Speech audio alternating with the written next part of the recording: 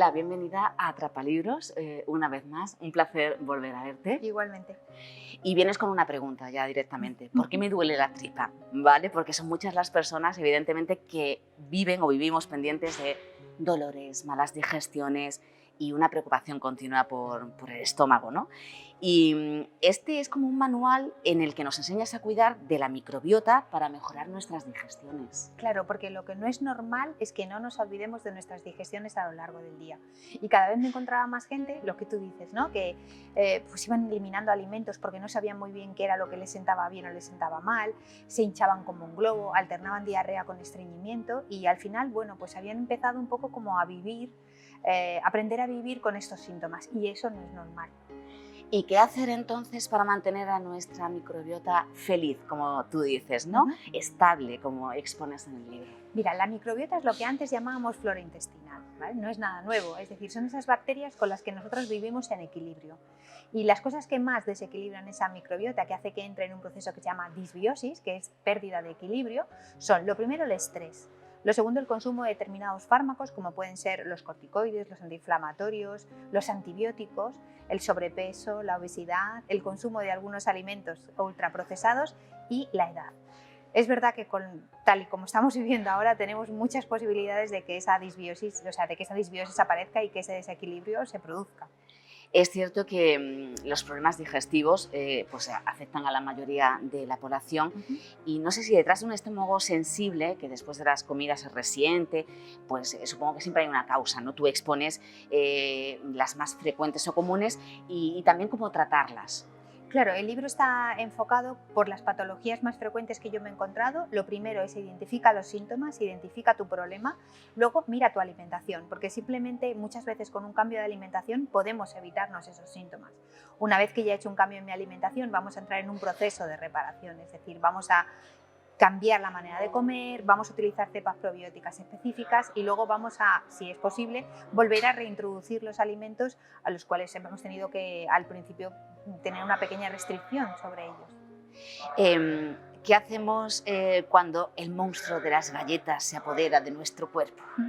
Mira, aquí primero tenemos que identificar si ese monstruo de las galletas se apodera durante todo el día o solo por la tarde, porque son cosas diferentes. Si es solo por la tarde, podría ser una bajada de serotonina. La serotonina es un neurotransmisor, el neurotransmisor de la felicidad, del placer, y se secreta por la tarde. Este neurotransmisor se secreta en un 80% en nuestro intestino gracias a nuestras bacterias y es el que se convierte en melatonina. Luego, si yo tengo ganas de comer solo chocolate, por ejemplo, por la tarde, tendré que pensar en una bajada de serotonina. Otra cosa es que yo tenga ganas de comer dulce de manera descontrolada a lo largo del día. Ahí podríamos pensar en una Candida albicans. Y vaya nombre, ¿no? Lo de Cándida. Candida albicans, sí, de Cándida tiene poco. Todas las mujeres tenemos un reservorio de cándida en nuestra vagina. La cándida es un hongo, una levadura. El problema es cuando esa cándida crece y coloniza zonas donde no debería de estar. Yo puedo tener una cándida vaginal que produce unos picores que son muy identificables, puedo tener una cándida bucal que son unas llagas muy prominentes que aparecen en la boca, pero la cándida estomacal a priori no tiene así una sintomatología como muy clara, ¿no? De hecho, si me hago, por ejemplo, una gastroscopia o una colonoscopia, no tendría por qué salir nada. ¿Qué ocurre? Que la cándida se alimenta de dulces, es decir, esta levadura, este hongo se alimenta de dulces. Luego, tengo ganas de comer dulce a lo largo de todo el día y también de antibióticos, por eso es muy normal que después de tomar un antibiótico me aparezca una cándida. ¿Qué sintomatología produce? Ganas de comer dulce a todas horas, cambio de humor, dolor en las articulaciones. Hay gente, por ejemplo, que le molestan mucho los olores fuertes a tabaco, a perfume. Y luego hay una sensación, este hongo, esta levadura, genera una molécula que es un aldehído que produce una sensación de resaca. Es decir, es como si hubiera bebido muchísimo, esa sensación de malestar al día siguiente. Luego, es una persona, casi siempre suelen ser mujeres, que se encuentran mal todo el día, pero que realmente no les pasa nada, es decir, van al médico, por muchas pruebas que les hace, no consiguen identificarles nada. Entonces lo que tienen es una cándida que les apetece comer dulce a lo largo de todo el día. Y cuidado con saltarse las comidas, ¿no? Algo que se suele hacer debido al ritmo de trabajo que mantenemos y eso causa un efecto rebote y entra dentro de lo que apuntas como reglas básicas del buen comer. Claro, en el libro hay un capítulo sobre sobrepeso y obesidad. ¿Por qué? Porque muchas patologías, imagínate que hablamos de una de una hernia de hiato. Si yo tengo mucha grasa visceral, esa hernia de hiato se va a acentuar, es decir, y los síntomas van a ser mucho peores, voy a tener más malestar, va a subir más la comida. Si yo consigo reducir el peso y consigo reducir esa grasa visceral, eso va a mejorar. Por eso hay un capítulo sobre obesidad y sobrepeso. Yo lo marco siempre en 5 reglas. La primera sería intentar mezclar siempre el hidrato de carbono, que es todo aquello que nace de la tierra, con la proteína, porque así conseguimos controlar nuestros niveles de glucosa en sangre. La segunda sería intentar comer cada 3-4 horas por varias razones. Una, para no utilizar la masa muscular como fuente de energía, y para no llegar a la comida. Imagínate que tú haces un desayuno a las 8 y a las 2 estoy segura que cuando te sientas te has comido las aceitunas, el pan, la mantequilla, has caído en todo. Segurísimo. Claro, lo que pasa es que si tú has hecho una media mañana, pues puede ser que ya digas, jo, es que realmente lo importante es el plato principal, no todos estos entrantes. La tercera sería que no pase demasiado tiempo desde que te levantas hasta que ingieres algún alimento. Igual, para proteger tu masa muscular. Cuidado con hacer deporte con el estómago vacío. Claro, eso te iba a decir, que es algo, hay muchas noticias, ¿no? O reportajes de, venga, si salimos a correr, por ejemplo, por las mañanas, ¿comemos o no comemos algo? Yo tomaría alguna pequeña porción, porque ese hidrato, sobre todo una pequeña porción que tuviera hidrato y proteína. Por ejemplo, imagínate un yogur. El yogur tiene la lactosa y la caseína, tiene el hidrato y la proteína. Si yo quiero una pequeña porción de hidrato junto con proteína, voy a guardar este hidrato en forma de glucógeno en mi músculo. De tal manera que cuando yo empiece a correr, lo primero que voy a utilizar es esa pequeña porción de hidrato que he guardado en mi músculo en forma de glucógeno. Los últimos estudios demuestran muchas veces que solamente los deportistas de élite, la gente que está muy adaptada al deporte, tiene capacidad para empezar a hacer deporte y utilizar la grasa como fuente de energía. El resto de los mortales, entre los cuales me incluyo, pues corremos el riesgo de utilizar la masa muscular como fuente de energía. ¿Y cuánto de importante es estar pendientes también, Ángela, de las etiquetas nutricionales de los alimentos y entenderlas? Porque a veces no las entendemos. Claro. Fíjate, hemos dicho que una de las causas de la disbiosis era el consumo de alimentos ultraprocesados. Yo siempre abogo por volver al mercado. Fruta, verdura, pescado, carne, huevo, eso no tiene etiquetas, ahí seguro que no. Pero si a pesar de eso tenemos que ir al mercado, es verdad que cada vez es más difícil, primero por el tamaño, yo creo que está hecha posta, ¿no? Son muy pequeñas y los que tenemos ya presbicia tenemos que ir siempre con las gafas. Cuantos menos ingredientes encontremos en una etiqueta, mejor, ¿vale? Porque eso nos está indicando que es un producto menos ultraprocesado.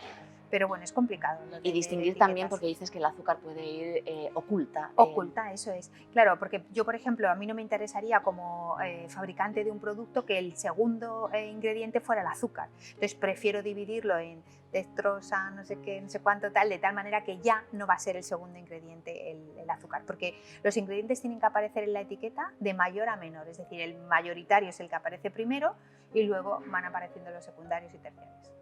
Y en el libro encontramos también menús semanales para bajar de peso, para tener un aporte completo de fibra, un menú de dieta blanda, de hernia de hiato e incluso un menú FODMAP, que yo no sabía lo que era, lo he tenido que buscar. Mira, la dieta FODMAP es una dieta que yo le explico a mis pacientes cuando ya hay una disbiosis grave, cuando hay una alteración muy grave en el intestino. Y es como yo les digo, vamos a meter a tu intestino en cama. Es decir, tú cuando estás enfermo, ¿qué haces? Te metes en la cama para recuperarte. Pues esto es lo mismo. Es decir, es una dieta en la que intentamos que nuestro intestino trabaje lo menos posible para que se pueda recuperar. Es una dieta muy restrictiva, que tiene que estar muy supervisada y que solamente se puede hacer durante un periodo de tiempo corto. Es decir, uno no puede seguir una dieta FODMAP durante toda la vida, pero es una dieta que funciona muy bien. Es decir, utilizar una dieta FODMAP junto con unas cepas probióticas específicas nos pueden hacer solucionar un problema de disbiosis grave. Tampoco eres o no apoyas mucho el ayuno, ¿no? Te digo por qué. Yo mi actividad la desarrollo por la mañana, o sea, yo necesito desayunar. Y es verdad que funciona muy bien abrir una ventana en la que yo dejo descansar mi páncreas, ¿no? Abriendo una ventana en la que no consumo nada. Pero yo a veces me estoy encontrando con gente que está haciendo una mala interpretación del ayuno intermitente. Es decir, como solamente voy a comer 1 o 2 veces al día, puedo comer lo que quiera. Y ese no es el concepto del ayuno. Entonces, bueno, pienso que si tú tienes una vida tranquila, y tu actividad no se desarrolla, tal, pues a lo mejor quizá puedes hacer un ayuno. Yo personalmente no puedo, pero sobre todo si lo haces, lo tienes que hacer bien. Es decir, tienes que interpretar bien el ayuno intermitente. Y Ángela, una duda, ahora que hay tantas intolerancias, entre ellas la ingestión de leche, ¿no? O productos derivados, ¿qué consumir? ¿Productos sin lactosa o sin lácteos? ¿Y qué peligro tiene tomar leche sin lactosa cuando no eres intolerante? A ver, mira, la lactosa es un disacárido que está formado por una molécula de glucosa y galactosa. Yo tengo una enzima que se llama lactasa, que es la que corta, ¿vale?, este disacárido.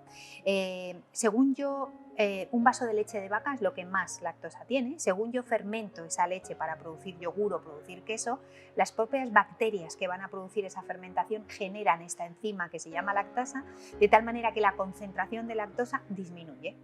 Y luego, si comparamos animales, lo que más tiene es la vaca, lo que menos la oveja. Es decir, si yo soy intolerante a la lactosa porque no genero suficiente cantidad de esta enzima, puede ser que no tolere la leche de vaca, pero no tendría sentido que me quite todo, porque a lo mejor sí puedo tolerar y me encanta un trocito de queso, por ejemplo, de oveja. Entonces, lo primero que tenemos que saber es qué gradiente de intolerancia a la lactosa tengo.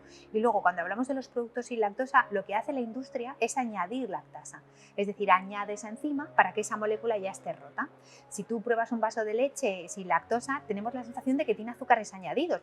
Esto está dulce. Muy dulce. Claro, ¿por qué está dulce? No porque tenga azúcares añadidos, sino porque la molécula está rota. Entonces yo me encuentro en esa leche moléculas de glucosa sueltas. Si yo soy intolerante a la lactosa y de repente ya tengo esa molécula rota, ya lo voy a tolerar, con lo cual, bueno, pues es un beneficio que puedo encontrar. Y hablando de intolerancias, también las hay al gluten, al huevo. ¿Por qué se multiplica el número de personas que sufrimos o sufren intolerancias alimentarias? Claro, fíjate, me gustaría matizar la diferencia entre intolerancia y alergia, ¿vale? Claro, es diferente. Claro, es totalmente diferente. Alergia es cuando mi sistema inmune ya se pone alerta. Es decir, si yo soy alérgico a los frutos secos, la única opción que tengo es eliminar los frutos secos. Es decir, ahí no hay opción. Otra cosa es que yo sea intolerante, ¿no? Cuando hay una intolerancia, lo que decíamos antes, ¿no?, de la lactosa, que hay que ver el gradiente, hay que ver en qué concentración yo soy intolerante a la lactosa. Hay muchas teorías. Se cree que una de las teorías es por una alteración en la microbiota, es decir, esta disbiosis me puede producir que yo sea intolerante a determinados alimentos. Es como, hay un comentario de, antes no había tantas intolerancias, por eso te lo consultaba, porque es como, de pronto nos han surgido todas. Claro. A ver, mira, una de las causas que se cree también del aumento, hay una relación directa entre nacimientos por cesárea y aumento de intolerancias. ¿Por qué? Porque el bebé, cuando está dentro de la madre, es un medio prácticamente axéntico, es decir, libre de bacterias, y el bebé, cuando se infecta, es cuando nace por el canal del parto. Es decir, el primer contacto que el bebé tiene con esa microbiota es con la vagina de la madre. Por eso a las madres, en la semana, creo que es la semana 36, se les hace un exudado vaginal para ver que todas las bacterias que se encuentran en su vagina son correctas para que el bebé se infecte. Cada vez tenemos más partos por cesárea, es decir, estos bebés ya no tienen ese primer contacto. Y luego, una de las cosas que enriquece también esa microbiota, que es personal, es que tengamos contacto con animales, y ahora estamos con un exceso de higiene. Yo no sé qué problema va a traer al final tanto uso de geles hidroalcohólicos, tenemos a los niños que les bañamos 300 veces, les damos colonia, crema, no sé qué, todo eso también influye, porque al final su diversidad bacteriana se está viendo muy reducida, y esa puede ser una de las causas, porque cada vez nos encontramos a más niños con intolerancias a muchísimas cosas. Y tenemos también 30 recetas, más de 30, ¿no? Sí, más de 30. Que yo las iba repasando y cada una de ellas me parece de lo más interesante. Mira, te digo por qué surgió la idea de las recetas, porque cuando empezamos a hacer el libro, cuando yo pensaba en mis pacientes, cuando tú les dices vamos a hacer una dieta FODMAP o tenemos que eliminar este ingrediente o el otro, yo creo que a ellos la imagen que les aparece es ya solo voy a comer filete de pollo a la plancha.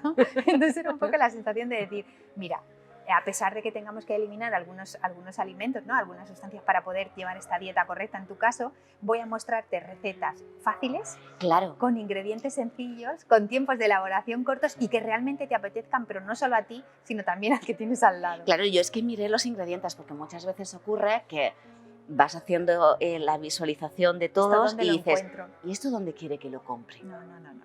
Estaba todo muy pensado en ese sentido. Sobre todo eso, ¿sabes? Que dices, pues tengo que hacer una dieta FODMAP, que es una dieta muy dura, o una dieta cándida, que es una dieta muy restrictiva, porque hay que eliminar todas las cosas que dan de comer a la cándida, incluida la fruta, incluidos los lácteos, porque tienen azúcares. Pues voy a enseñarte recetas que te apetezca comer, a pesar de que tengamos que eliminar estos alimentos. Y vamos a ir cerrando. Considero que Ángela es un libro como muy terrenal, porque al final te basas en los testimonios de tus pacientes y en las necesidades de ellos. Claro, sí, o sea, la idea ha ido, o sea, fue surgiendo poco a poco, ¿no? Según veía que cada vez tenía más pacientes que aparecían con intolerancias, con alergias, y que yo también me iba especializando cada vez más en este tema, y fuimos consiguiendo, poniendo también en el libro casos para que la gente sobre todo identifique los síntomas y que no piense que lo que le pasa a él es algo raro, sino que hay mucha gente que le pasa lo mismo que a ti, que tiene una explicación y que puede tener una solución. Pues gracias por ayudarnos a tener una salud mejor y consecuentemente una vida mejor. Gracias a vosotros, un placer.